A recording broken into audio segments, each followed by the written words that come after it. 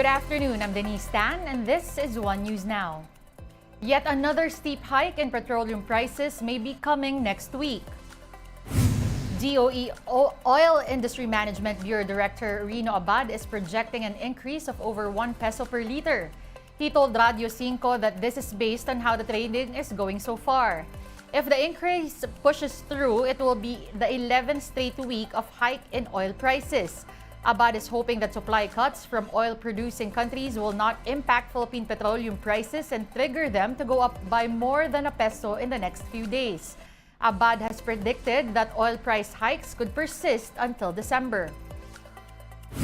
Para lang accurate, ang estimate po natin, sobra po talaga ng 1 peso. Pero hindi naman aabot sa 2 pesos. Depende sa last day. Pag hindi po masyadong gumalaw sa last day, mukhang hindi. The Agriculture Department reacts to a report by its U.S. counterpart that the Philippines has become the world's biggest importer of rice. DA Undersecretary Leocadio Sebastian said that they expect the country to import much less than 3.8 million metric tons, predicted by the U.S. Department of Agriculture.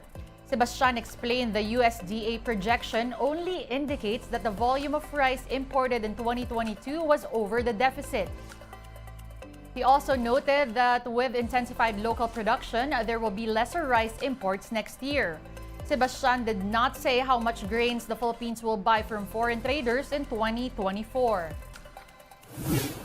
One possible source of rice import could be Argentina, according to the Department of Foreign Affairs. DFA Secretary Enrique Manalo discussed the possibility with Argentinian Foreign Minister Andres Cafiero in Buenos Aires on Wednesday. No other details were released regarding the matter, but for presidential sister and Senator Amy Marcos, there's no need for importation. Instead, she believes that government should just focus on enhancing local production. Bonggang-bongga ko tutol dyan. Unang-una, wala namang krisis sa bigas. Ba't gawa-gawa ng ganyan? Dapat yung importation, last resort. Ang dami pang binibentang bigas na lokal. Time to take a quick break. One News Now will be back with more stories after that. Stay with us.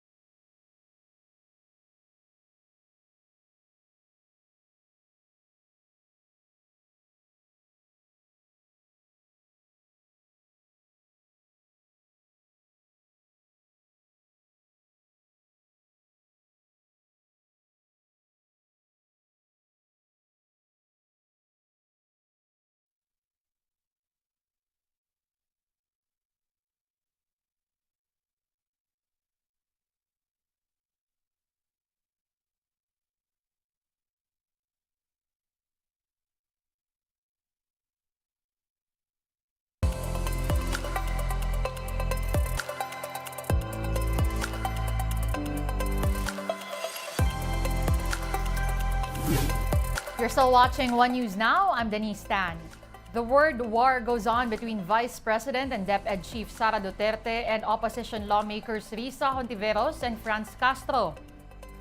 On September 11, the VP lambasted the legislators for criticizing the confidential funds of her agencies. Senator Hontiveros noted that the office of the VP is not special, as budgets of all other government departments should be scrutinized.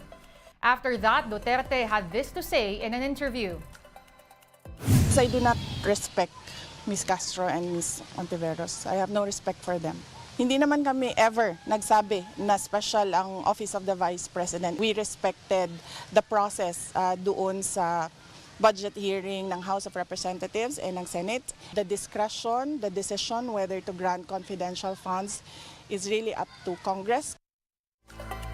This morning, Congresswoman Castro spoke to Ted Filon and DJ Chacha on Radio 5, and here's the reaction to the VP saying she does not respect the ACT party list representative. The feeling is mutual, kaya nga nung sinasabi natin, dapat mahiya din siya sa taong bayan at maipaliwanag niya. Kahit na sa mga botante niya, dapat mahiya din siya at maipaliwanag niya saan niya ginastos talaga itong 125 million na ito. For her part, Hontiveros said she is not asking for Duterte's respect but an explanation on why she needs confidential funds. Hindi ko kailangan na ang respeto mo, VP Sara. Kung hindi mo kayang irespeto ang mga katrabaho mo, irespeto mo man lang sana ang paggasta ng pera ng bayan.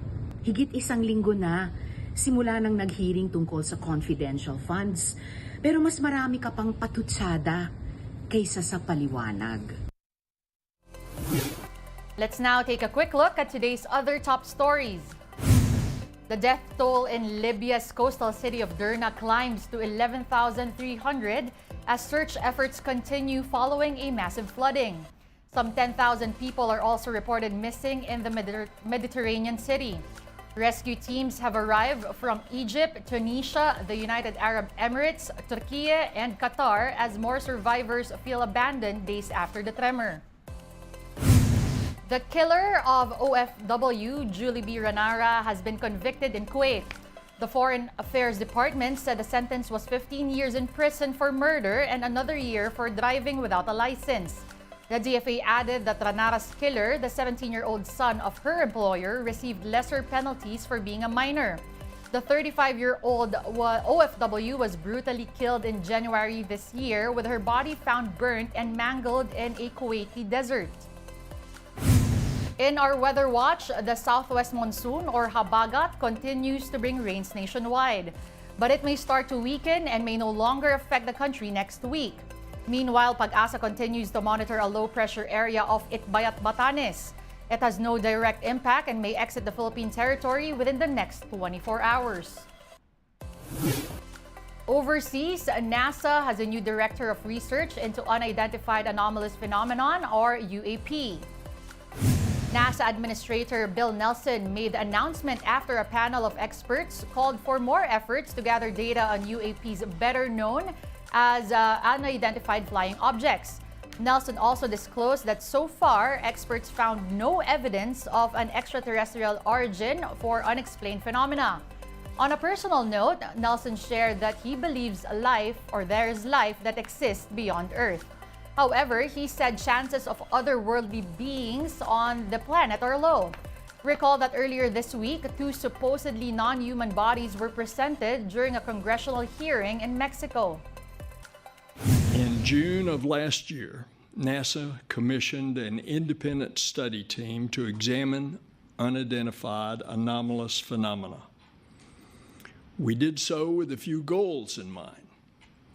First, to examine how NASA can use our expertise and instruments to study UAP from a scientific perspective. Second, shift the conversation about UAP from sensationalism to science. The NASA independent study team did not find any evidence that UAP have an extraterrestrial origin. But we don't know what these UAP are.